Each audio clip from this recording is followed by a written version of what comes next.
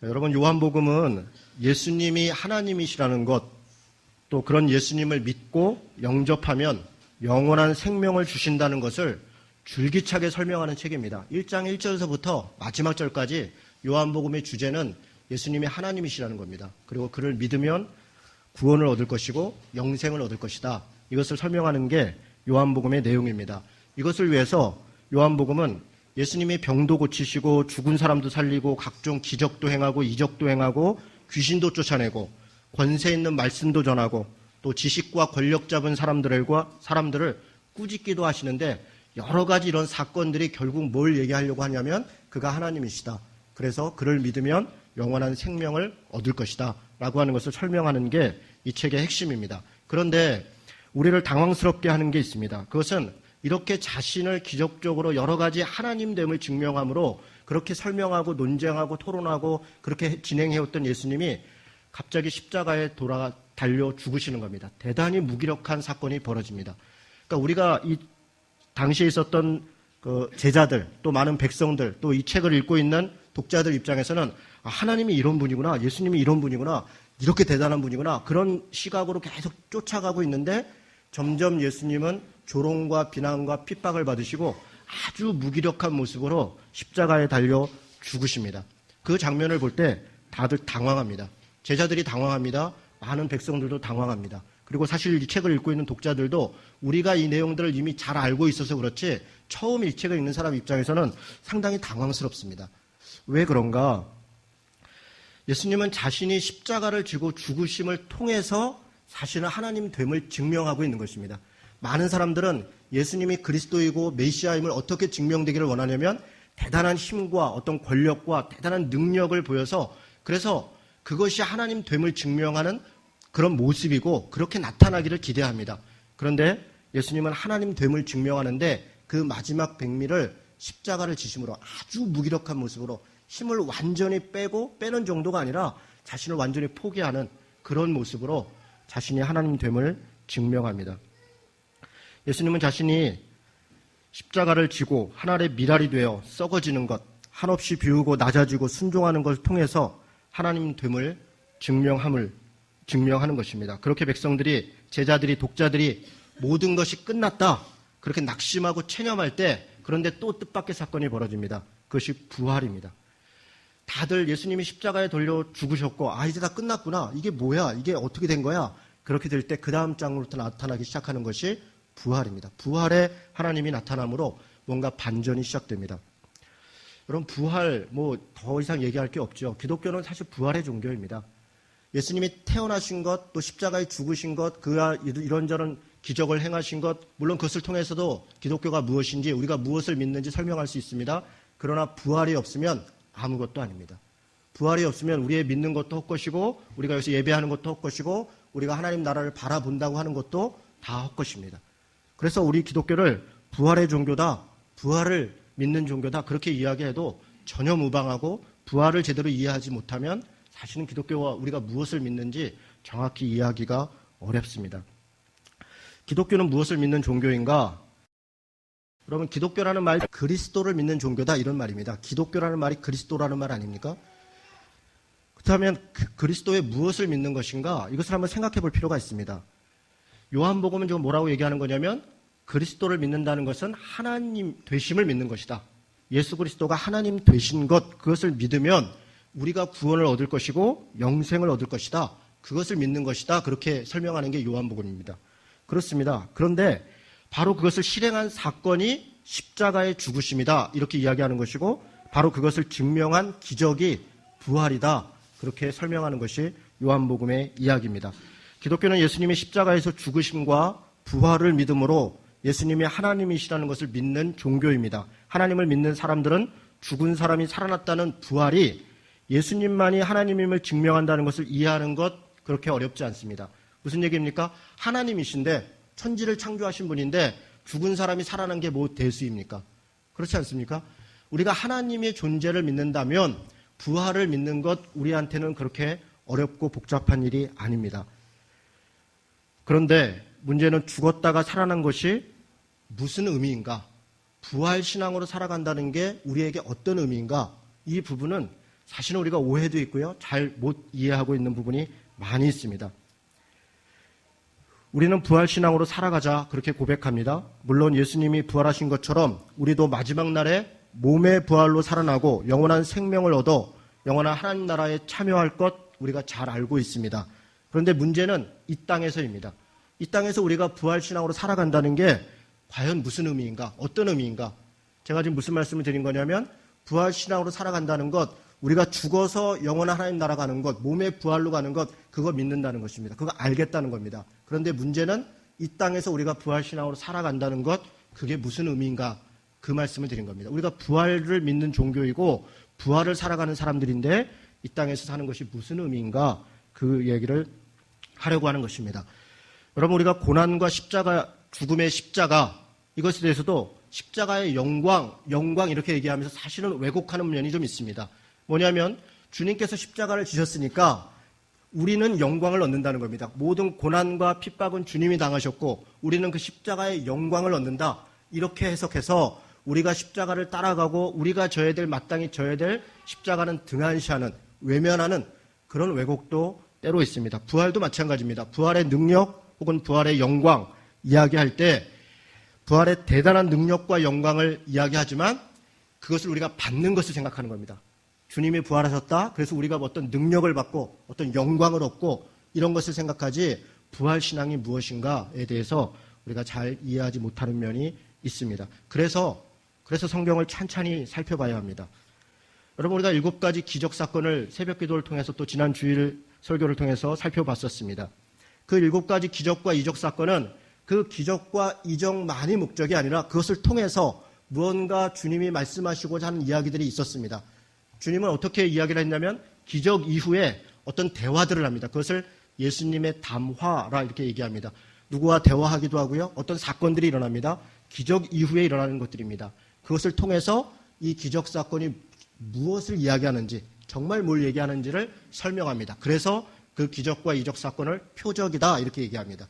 그 기적과 이적 사건은 진짜 무언가를 향하고 있는 사인이기 때문에 표적이었다. 우리가 그렇게 살펴봤습니다. 여러분, 예수님의 부활 사건도 마찬가지입니다. 예수님의 부활 사건은 예수님의 부활했던 그 장면만을 통해서 우리가 이해할 수 있는 게 아니라 요한복음은 그 이후에 예수님의 행적을 통해서 부활신앙이 무엇인지, 부활로 살아가는 것이 무엇인지를 설명하고 있습니다. 그것이 오늘 20장부터 21장까지의 내용입니다. 이 내용을 자세히 살펴보면 예수님이 부활했다는 것, 그리고 우리가 부활신앙으로 살아간다는 것이 무엇인가를 이해할 수 있습니다. 한 가지씩 한번 살펴보도록 하겠습니다. 20장입니다. 20장 1절에 보니까 안식 후 첫날에 일찍이 아직 어두울 때 막달라 마리아가 무덤에 와서 돌이 무덤에 옮겨진 것을 보고 이렇게 시작됩니다. 여러분, 막달라 마리아에게 예수님이 먼저 찾아오셨습니다. 마리아는 원래 7 귀신이 들렸던 여자입니다. 한마디로 미친 여자였습니다. 귀신에 사로잡혀 있었고 자신을 잃어버렸고 비참한 삶을 살았던 여자입니다. 그런 여자를 예수님이 귀신을 쫓아내 주셨습니다. 죄사함과 자유함을 주셨습니다. 그리고 그렇게 주님으로 인해서 죄사함을 얻었고 자유함을 얻었던 막달라 마리아는 누구보다 더 간절히 주님을 찾아다닙니다. 여러분, 예수님이 십자가에 달리실 때 제자들 저주하고 배반하고 또 때로는 무서움에 떨며 도망갔습니다. 그런데 그 십자가를 끝까지 지켰던 여인들, 그 중에 막달라 마리아는 가장 앞장서서 서 있었습니다. 그리고 예수님이 죽으신 이후에 그 무덤을 가장 먼저 막달라 마리아가 가서 돌문이 열려있는 걸 알게 된 것은 그가 주님에 대한 연민과 사랑이 있는 겁니다. 그래서 혹시 주님이 어떻게 되셨을까? 무덤이라도 가보고 싶은 마음으로 거기에 왔다 갔다 하다가 돌문이 옮겨진 것을 발견하게 된 것입니다. 막달라 마리아는 주님을 간절히 찾아다녔습니다. 그리고 주님은 바로 그 사람에게 가장 먼저 찾아왔습니다. 그리고 그 막달라 마리아를 통해서 부활의 기쁜 소식을 전합니다. 여러분, 부활신앙으로 살아간다는 것, 첫 번째 이런 것입니다. 간절히 주님을 찾는 자에게 주님이 찾아오신다는 겁니다. 귀신 들렸고 죄 가운데 비천하게 살아가는 사람에게 주님이 찾아오신다는 겁니다. 대단히 권력이 있고 힘 있고 무언가 대단한 그것을 알리면 그 소식이 온 방방곡곡 다 알려지고 영향력 있는 사람에게 주님이 먼저 오신 것이 아닙니다. 가장 비천한 사람, 아무것도 아닌 것 같은 사람, 그런 사람에게 주님이 찾아오셨습니다. 왜 먼저 찾아오셨습니까? 간절히 찾았기 때문에 그렇습니다. 부활신앙으로 살아간다는 것 첫 번째는 제가 볼 때는 간절히 찾는 마음, 거기서 주님이 임하신다. 저는 그렇게 봤습니다. 두 번째는 그날 저녁 예수님은 문도 열어놓지 못하고 두려움에 떨고 있는 제자들을 찾아옵니다. 여러분, 제자들은 자신들이 지난 3년 동안 인생을 걸고 쫓아다녔던 예수님이 허무하게 죽은 것을 목격했고 허탈해했습니다. 아니, 그 죽음의 현장을 피해 도망가고 저주하고 부인했던 것 때문에 부끄러웠습니다. 허탈하고 부끄러웠고 그리고 사실 두려웠습니다. 뭐가 두려웠습니까? 주님이 없다는 게 두려운 게 아니라 자신들의 죽음의 공포가 두려운 것입니다. 예수님을 따라다녔습니다. 예수님이 정치적 죄로 죽었습니다. 여러분, 예수님은 두 가지 죄로 죽은 겁니다. 로마에 대해서는 정치적 죄악으로 죽었고, 그리고 유대인들에 대해서는 하나님의 이름을 참남하게 여긴다. 하나님을 모독한다. 그래서 그들이 죽였습니다. 사면초가입니다. 정치적으로도 죄인이고 종교적으로도 죄인입니다. 그런 예수님이 죽었고 그들을 따랐던 제자들은 똑같은 죽음의 위협 가운데 있는 것입니다. 두려웠습니다. 허탈했습니다. 부끄러웠습니다. 문도 못 열어놓습니다. 그날 저녁 그들은 우리가 어떻게 살아야 되나 아마 고민하고 있었을 것입니다. 그런데 부활 후 제자들을 찾아오신 예수님은 첫 마디를 이렇게 말씀하십니다. 20장 19절입니다. 같이 읽겠습니다. 이날 곧 안식 후 첫날 저녁 때에 제자들이 유대인들을 두려워하여 모인 곳에 문들을 닫았더니 예수께서 오사 가운데 서서 이르시되 너희에게 평강이 있을지어다. 아멘. 그렇습니다. 허탈해하고 부끄러워하고 두려워하고 있는 사람들에게 예수님이 처음 하시는 말씀은 평강이 있을지어다. 샬롬이죠. 샬롬. 평강. 사실은 우리가 평강 이렇게 얘기하면 우리 마음의 평강 같습니다. 그런데 이 단어는 평화입니다. 나만 평안한 것이 아니라 다른 사람과도 평화하는 것입니다. 그 평화를 이야기하는 것입니다. 두려워하고 부끄러워하고 허탈해 있는 자들에게 가장 먼저 부활을 알리는 이야기는 평화입니다. 그리고 이야기합니다. 20절에 이렇게 합니다. 이 말씀을 하시고 손과 옆구리를 보이시니 제자들이 주를 보고 기뻐하더라. 여러분, 우리가 생각할 때 손과 옆구리 보여준 것 그럴 수 있지. 예수님을 증명하는 것이지. 여러분, 이것은 대단히 부끄럽고 사실 비참한 일입니다. 예수께서 자기 손을 보이시고 자기 옆구리를 보이시고 부끄러운 일입니다. 어려운 일입니다. 자기의 치부를 드러내는 것입니다. 자신이 누구인가를 이야기하기 위해서 예수님께서 제자들에게 자기를 증명하는 방식은 뭔가 기적을 행하고 이적을 행하고 대단한 것을 통해서 보여주는 것이 아니라 자기의 부끄러움을 내어줌으로 인해서 제자들에게 자신이 예수님인 것을 알게 하십니다. 그리고 이야기합니다. 예수께서 또 이르시되 너희에게 평강이 있을지어다. 아버지께서 나를 보내신 것 같이 나도 너희를 보내노라. 여러분, 이게 놀라운 이야기입니다. 지금 제자들은 부끄럽고 두렵고 그리고 허탈해 있습니다. 그들에게 평강을 얘기합니다. 그런데 그들에게 뭐라고 얘기하냐면 너희들 내가 위로해 줄게, 힘 줄게, 힘내서 잘 살자. 그걸 이해할 수 있습니다. 그런데 평화를 전한 예수님이 그들에게 첫 번째 얘기하는 것은 너희가 평화를 전하는 자들로 나도 너희를 보내노라. 이렇게 얘기한다는 겁니다. 부활신앙으로 살아간다는 것은 무엇입니까? 평화를 전하며 사는 것입니다. 예수님께서 부활하시고 가장 먼저 비천한 사람에게 찾아오시고 그들에게 가장 먼저 하시는 말씀이 평화가 있을지어다 이야기했다면, 그리고 그런 제자들을 보내서 무엇을 전하기를 원하시는 겁니까? 평화를 전하기를 원하시는 겁니다. 부활신앙으로 살아간다는 것은 우리가 평화의 사도가 되는 것입니다. 그런데 여러분, 어떻게 이게 가능하겠습니까? 자신들 몸조차도 지금 추스리기 어려운 사람들에게 단지 예수께서 오셔서 평화가 있을지어다 그 말 한마디에 힘내서 용기 내서 갈 수 있겠습니까? 아니요, 그럴 수 없습니다. 그래서 비밀은 22절에 있습니다. 같이 읽겠습니다. 이 말씀을 하시고 그들을 향하사 숨을 내쉬며 이르시되 성령을 받으라. 예수님은 제자들에게 성령을 약속하십니다.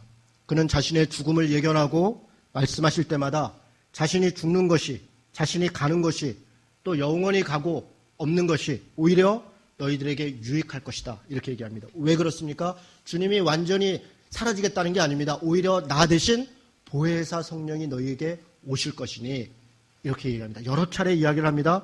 하나님의 아들로 이 땅에 오신 예수님은 십자가를 지심으로 자신이 하나님됨을 실천했고 부활을 통해 이를 증명했습니다. 그리고 하나님의 영인 보혜사 성령님은 우리와 함께 하시고 우리를 허탈감과 부끄러움과 두려움에서 우리를 건져내시고 오히려 죄를 치유하며 귀신을 내어 쫓으며 살도록 하시는 것입니다.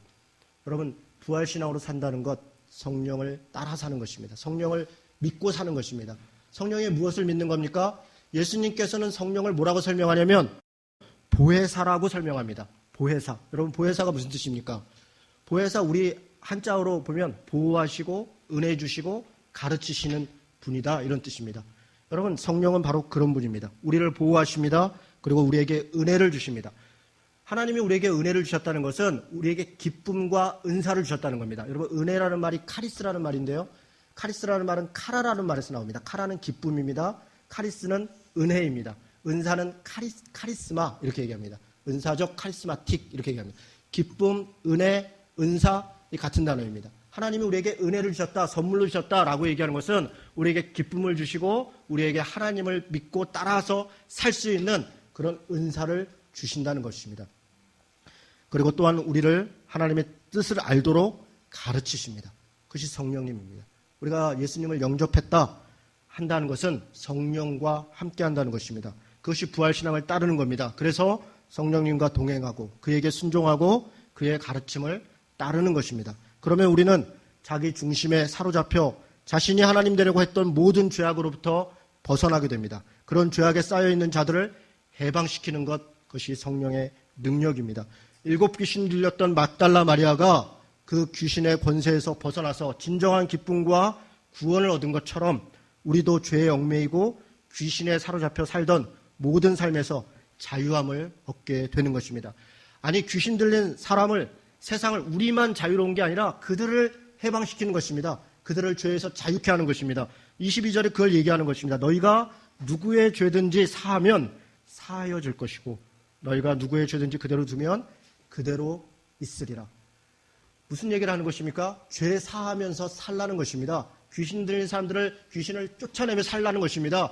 귀신에 얽매이고 죄에 얽매여 살지 말고 귀신을 오히려 쫓아내며 죄를 해방하며 살으라는 것입니다.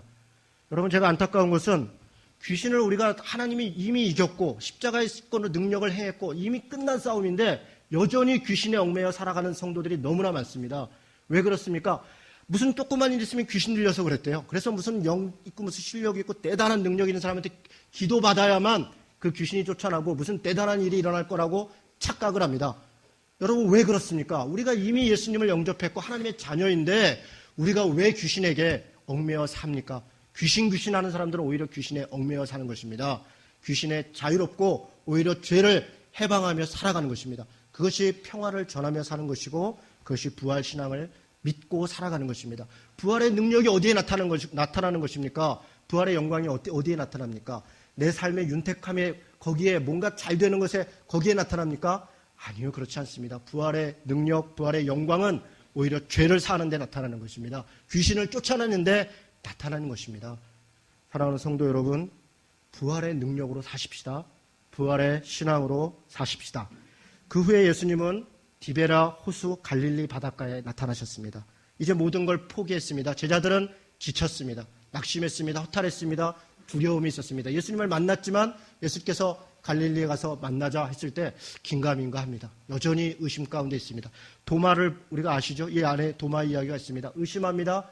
여러분, 그 도마의 의심도 예수님이 나무라지 않습니다. 당연히 두려워하고 당연히 의심할 수 있다. 예수님께서 다시 옆구리를 만지게 하십니다. 손을 만지게 하십니다. 그리고 이야기하십니다. 믿지 않는 자가 되지 말고 믿는 자가 되라. 여러분, 우리가 예수 믿다가 때로 좌절하고 때로 의심할 수 있습니다. 여러분, 살다 신앙생활 하다가 내가 왜 예수님을 의심하지? 내가 왜 이렇게 낙심하지? 왜 내가 절망하지? 그럴 수 있습니다. 그럴 때 주님이 우리를 찾아오시는 겁니다. 그때 필요한 것이 바로 부활의 신앙입니다. 주님께서 우리에게 다시 얘기하는 겁니다. 나를 만져봐라. 나를 다시 똑바로 쳐다봐라. 그리고 믿지 않는 자가 아니라 믿는 자가 되라. 보지 않고 믿는 자가 더 복되도다. 그렇게 말씀하시는 것입니다. 제자들은 디베랴 호숫가 갈릴리 바닷가에서 다시 고기를 잡습니다. 익숙한 곳으로 돌아갔습니다. 자신들이 하던 일 다시 돌아갔습니다. 그러나 여전히 두려움이 있습니다. 불안합니다. 밤이 새도록 일을 했습니다. 그런데 아무런 성과가 없었습니다. 예수님께서 나타나셨습니다. 예수님께서 나타나셔서 그들을 다시 나무라지 않으십니다. 그리고 이야기합니다. 배 오른편에 그물을 던져라. 여러분, 이 참 특이한 장면입니다. 예수님께서 제자들을 처음 만났을 때는 배를 놓고 그물을 버리고 나를 쫓아와라 이렇게 얘기했습니다. 오히려 자기 삶을 포기하고 때로는 하나님 앞에 그렇게 살아야 되는 것을 명령하시는 겁니다. 나를 쫓아와라. 내가 너희를 사람 낚는 어부가 되게 하겠다. 그게 주님이 제자들을 만났을 때의 말씀이었습니다. 그런데 지금 다시 주님께서 갈릴리 바다에 그들을 만났을 때는 배 오른편에다 그물을 던져라 이야기하십니다. 무려 153마리나 되는 물고기가 잡혔습니다. 153마리가 얼마나 많은지는 모르겠습니다. 그물이 찢어지지 않았다 이렇게 얘기하니까 굉장히 많이 잡힌 것 같습니다. 여러분 그 모나미 볼펜 쓰시는 분들은 아실지 모르겠네요. 거기에 153 써있는 거 아시죠? 아마 그 모나미 볼펜 만드신 분들이 그 신앙인 가족이었나 봐요. 그래서 이런 의미로 그분은 아마 그런 의미로 했겠죠. 153 해놔서 이게 엄청나게 많이 잡힌 것처럼 엄청나게 많이 팔리기를 바랬을지 모르겠습니다. 그래서 대박난 볼펜이죠. 153. 153 슈퍼도 있고요. 여러 가지 많이 있더라고요. 하나님의 은혜를 얘기합니다. 그렇죠. 하나님께서 153마리 잡았으니까 이제 그 고기 팔아서 더 많이 살고 잘 살자 그렇게 이야기하는 것이 아닙니다. 하나님의 사랑을 보여주는 것입니다. 그렇지 않습니까? 낙심하고 절망해 있는 사람들에게 하나님께서 채워주시는 것입니다. 그리고 그들을 다시 부르십니다. 그들은 이제 기꺼이 153마리 아니라 1500마리 물고기도 버릴 각오가 되어 있는 것입니다. 바로 그런 사랑을 보이시는 것, 그것이 부활의 신앙입니다. 예수님께서 심지어 이렇게 합니다. 먼저 가셔서 9절입니다. 21장 9절. 9절 말씀 같이 한번 읽겠습니다. 시작. 육지에 올라 보니 숯불이 있는데 그 위에 생선이 놓였고 떡도 있더라. 여러분 이 장면 참 아름답지 않습니까?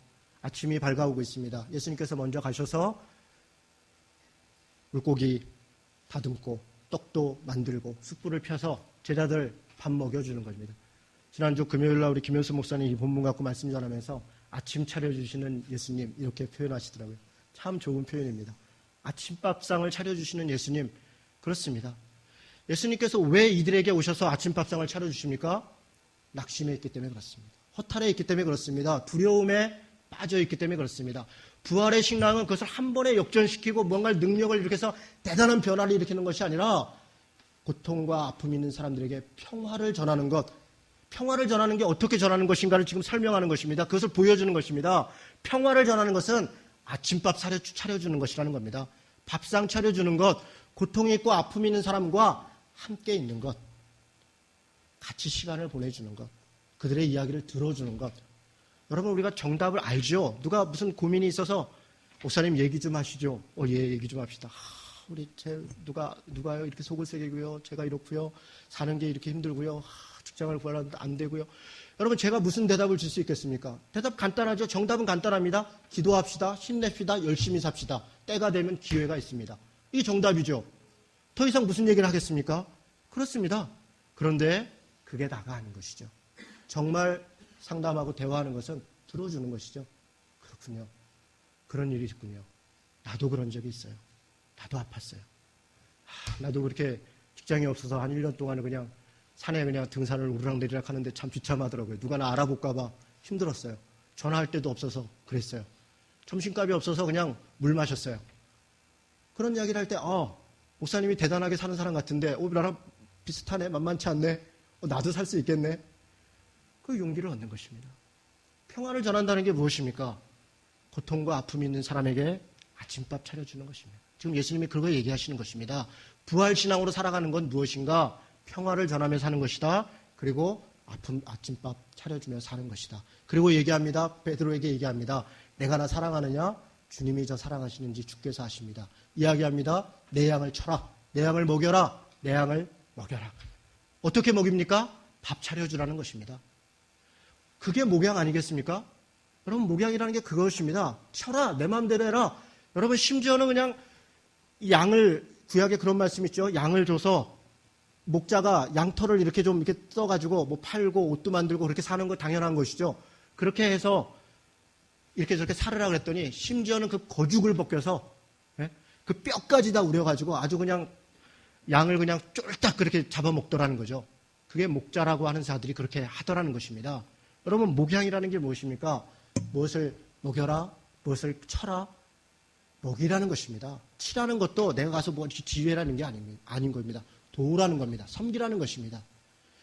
다시 돌아가겠습니다. 무엇이 부활신앙입니까? 평화를 전하는 것입니다. 평화를 어떻게 전하는 것입니까? 밥 차려주는 것입니다. 고통 있고 아픔 있는 사람들에게 밥 나누는 것입니다. 그리고 그런 마음으로 양을 돌보고 양을 치고 내게 주어진 사람들을 사랑하는 것, 저는 그것이 부활신앙이다. 오늘 그렇게 말씀하십니다. 마지막으로 21장 22절 말씀을 읽도록 하겠습니다. 같이 읽습니다.